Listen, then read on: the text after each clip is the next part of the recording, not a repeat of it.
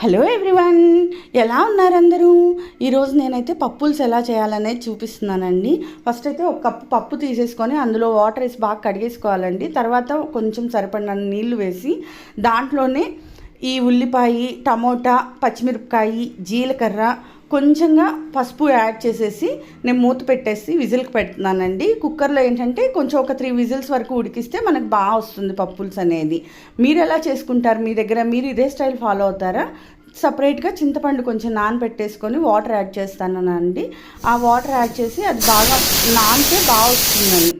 So ఇప్పుడు whistle వచ్చిన తర్వాత పప్పు బాగా ఎనిపేసుకోవాలన్నమాట.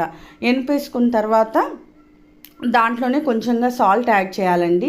సాల్ట్ యాడ్ చేసి వాటర్ మనం ఇందాక నానబెట్టి పెట్టుకున్న చింతపండు రసం వేసేసుకొని ఒకసారి తిప్పేసుకుంటే చూడండి, మనం కన్సిస్టెన్సీ అడ్జస్ట్ చేసుకోవాలి. సాల్ట్ వేసిన క్లిప్ మిస్ అయింది, మీరు అడ్జస్ట్ చేసుకోండి. అది దాంట్లోనే కొంచెంగా బాగా మరుగుతూ ఉన్నప్పుడు నేను కొత్తిమీర యాడ్ చేశానండి. ఇంకా తాలింపు పెట్టేసుకుంటే మన పప్పుల్స్ రెడీ అయిపోయినట్టే. మంచులక్ష్మి గారు బాగా వైరల్ చేసిన పప్పుల్స్ కదా. సో వాటర్ యాడ్ అందులోనే కొంచెం ప్యాన్ పెట్టేసుకొని ఆయిల్, జీలకర్ర, మెంతులు, ఆవాలు, వెల్లుల్లి రెబ్బలు వేసి దాంతోపాటుగా కొంచెం తాలింపుకి ఎండుమిరపకాయలు యాడ్ చేశానండి. అంతే, పప్పుల్స్ రెడీ అయిపోతుంది.